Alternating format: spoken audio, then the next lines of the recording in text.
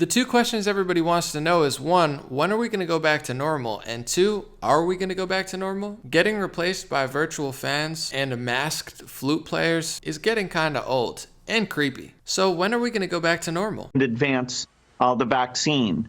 It is fair to say things won't go back to truly normal until we have a vaccine that we've gotten out to basically the entire world. And so, the best people at the foundation who are all about high volume vaccines, are working with many manufacturers. So that's what Bill Gates said a few months ago, but unfortunately, now the World Health Organization warns coronavirus vaccine alone won't end the pandemic. We cannot go back to the way things were. I thought we were waiting for the vaccine to go back to normal. Things won't go back to truly normal until we have a vaccine that we've gotten out to basically the entire world. That's what Governor Gretchen Whitmer seems to be saying, that she'll end the health emergency with a vaccine. It seemed to be what a lot of politicians and health experts told us would be what could get us back to normal, but it looks like it's not. Are waitresses in Maine really wearing dog cones on their head? Somebody please tell me this is fake. And it seems like Virginia's hinting that the vaccine might be mandatory. You have Massachusetts schools, and I bet plenty of politicians that are drooling at the mouth for the opportunity to try to make this vaccine mandatory. And according to constitutional lawyer Alan Dershowitz, we have no right not to get vaccinated. You have no right not to be vaccinated. You have no right not to wear a mask. You have no right to open up your business. We'll find out what happens, but if the government does try to force people to get vaccines or find people who opt out, they must be really, really safe, right? Let's listen to Bill Gates again. You'll be aware a lot of people in the UK are asking what is a very simple and straightforward question, which is, when will there be a vaccine? How do you see that? Well, it's a perfect question because we want to get back to the life we had before coronavirus. And, people are seeing the economic destruction, the psychological stress. This is such an unprecedented, very tough thing to deal with. The people like myself and Tony Fauci are saying 18 months. If everything went perfectly, we could do slightly better than that. But there will be a trade-off. We'll have less safety testing than we typically would have. And so governments will have to decide, do they indemnify the companies and really say, let's go out with this when we just don't have the time to do what we normally do. So 18 months is about what we'd expect. We're doing everything we can. We'll write checks for those factories faster than governments can, and they'll come along. It definitely shouldn't be money limited. It should be all the best constructs, full speed ahead, science limited. As I understand it then from what you're saying is that it may be that there needs to be some compromise in some of the safety measures that would normally be expected to create a vaccine because time is so crucial. Well, of course, if you want to wait and see if a side effect shows up 2 years later, that takes 2 years. So whenever you're acting quickly, like during the HIV crisis, they created a quick way of getting drug approval. There is a trade-off there. In that case, it worked super, super well. And here, we will, I think, be able to get some safety indications, but this is a public good. And so, those trade-offs, the government's working on a cooperative basis will be involved in the decision to say, hey, the regulator says go ahead, even though you haven't taken the normal time period. So he acknowledges that the rushed vaccine, also known as Operation Warp Speed. Let's see how fast we could rush a vaccine through safety trials. He acknowledges that they can't possibly study the long-term effects. He also had a very lengthy conversation talking about the side effects. The Moderna vaccines sound concerning. We looked. After the second dose, at least 80% of participants experienced a systemic side effect, ranging from severe chills to fevers. So, are these vaccines safe?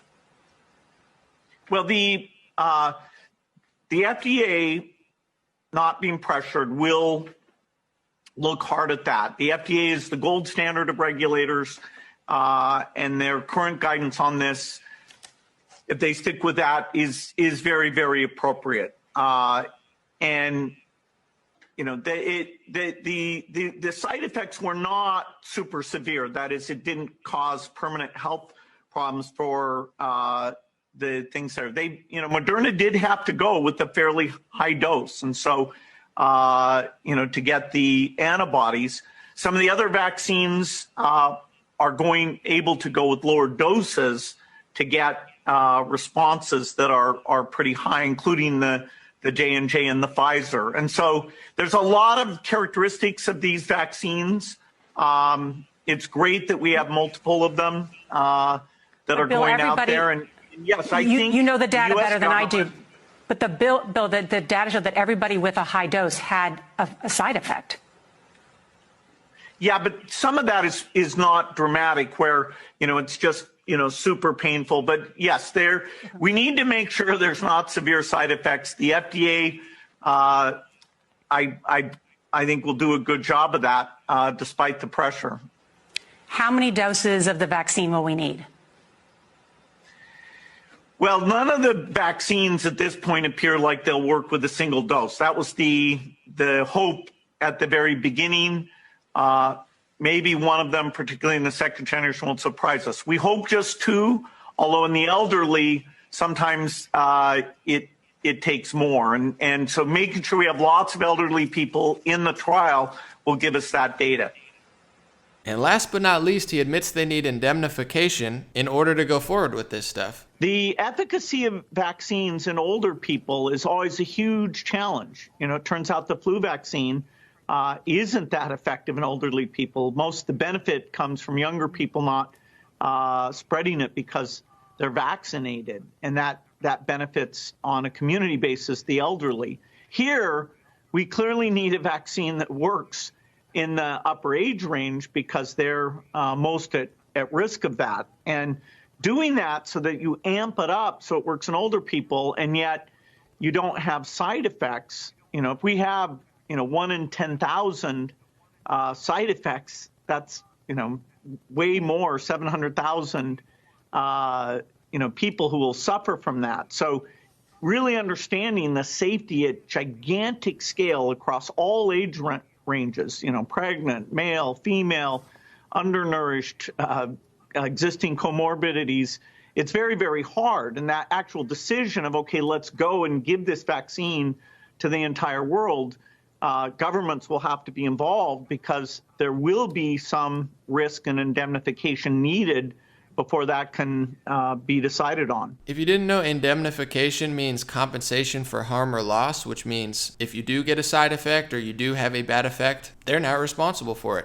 The side effects were not super severe. That is, it didn't cause permanent health problems for the things there.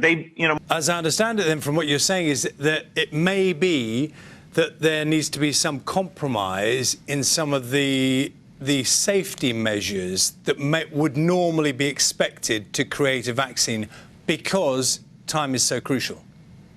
Well, of course, if you want to wait and see if a side effect shows up 2 years later, that takes 2 years. So with all that being said, knowing that they're actually going to try to force you to get it, isn't this kind of psychotic? I'm not an anti-vaxxer, just like I'm not an anti-piller if I suggest I don't want the government to force 15 pills down my throat or tell me that I have to take perhaps the most rushed pill in modern history. That doesn't make me an anti-piller. I'm not an anti-juicer because I don't like certain juices, so why in the world would they try to falsely smear anybody that doesn't want the mandatory vaccine that they're openly admitting they can't possibly study long-term side effects? It's one of the most, if not the most, rushed through safety trials that we've ever had, nicknamed Operation Warp Speed. The side effects are obvious, and the risk is so real that they need to be protected from liability in order to even greenlight this because they'll probably lose a lot of money if they don't. So when are we going back to normal, and are we going back to normal? I try to be as objective as I possibly can, but my personal perspective is we're not going to go back to normal because nobody even cares how we're counting, how they're counting cases, how they're counting deaths. I've done 2 videos on it, how they're counting the deaths and how they're counting the cases. If you can't figure out how they're counting cases and how they're counting deaths, if it's anything like the flu or the common cold and it doesn't go away, the numbers are never going to go down. We've never had a mass testing campaign like this in perhaps United States history.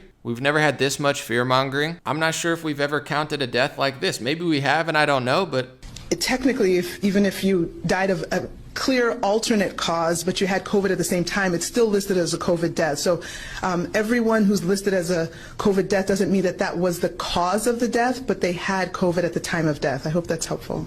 At first, we were told it's got an astronomically high death rate, so we have to be careful. Then we were told that they don't want hospitals to be overwhelmed, so they were going to try to slow the spread. And then they said we couldn't go back to normal without a vaccine. And then they told us that even with a vaccine, that we still can't go back to normal. We don't have a certain timeline. Nobody even understands the metrics of how they're counting and the metrics of what it would take for us to open up back again. And now they're openly trying to force mandatory vaccines in certain areas at the same time that they're admitting they can't possibly test long-term effects. Now, once again, before I post this, I'm sure they're going to try to censor it. I'm sure they're going to try to lie about me like they always do. I'm not an anti-vaxxer. I'm not anti-vaccine. I'm just pro-truth, pro-common sense, pro-choice to not have the government force an injection into my arm. I know a lot of people that take 2, 3, 4, 5 pills a day.